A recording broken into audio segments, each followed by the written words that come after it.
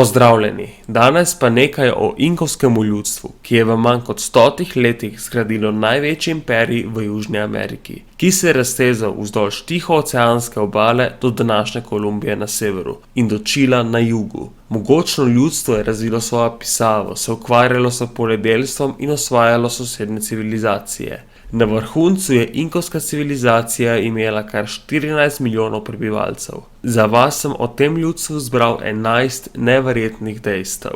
Inkovska vojska.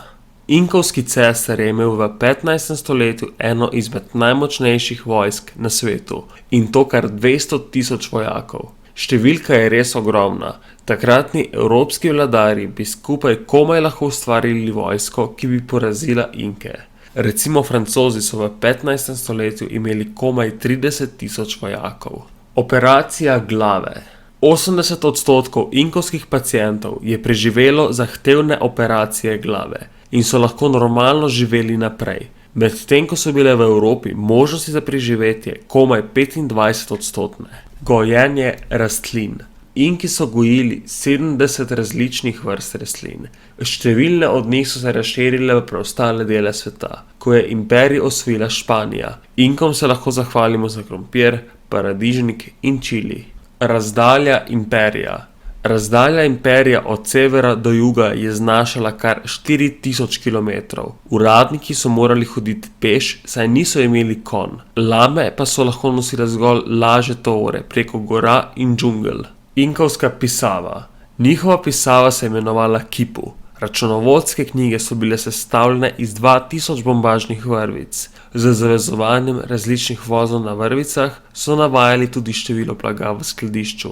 Z kipujem so zapisovali tudi dogodke in zgodbe. Obzidje utrdbe. Obzidje utrdbe Sacsayhuaman v bližini prestolnice Kucu je bilo zgrajeno veliko drugače. Inki namreč niso imeli Malte, zato so morali kamne združevati s klini. Napad na imperij. Španski konkvistador je s seboj vzel 168 vojakov in 62 konj.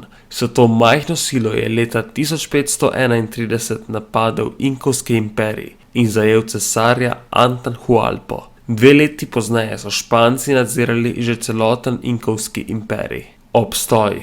Inkovski imperij je cvetel od leta 1438 do leta 1533, ko so španski konkvistadorji usmrtili zadnjega cesarja, Atahualpo. Nekaj Inkov je kasneje še živelo v oddaljenih gorah Peruja, recimo v mestu Machu Picchu.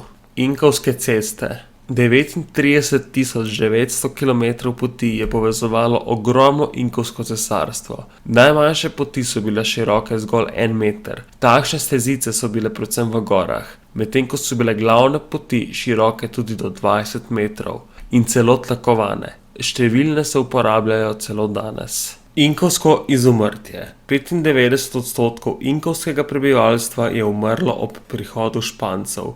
Glavni vzrok smrti so bile nalezljive bolezni, mnogo pa jih je umrlo zaradi lakote in vojne. Žrtvovanje. 4000 podložnikov so žrtvovali v čast inkovskemu voditelju Huani, ko je umrl leta 1527. Človeške žrtve so bile del inkovske verske in družbene strukture. Vladarjem je v smrt sledilo veliko služabnikov in dvorjanov. Upam, da vam je bil današnji dokumentarec všeč. Če vam je bil všeč, pritisnite like in se naročite. Hvala in lep dan.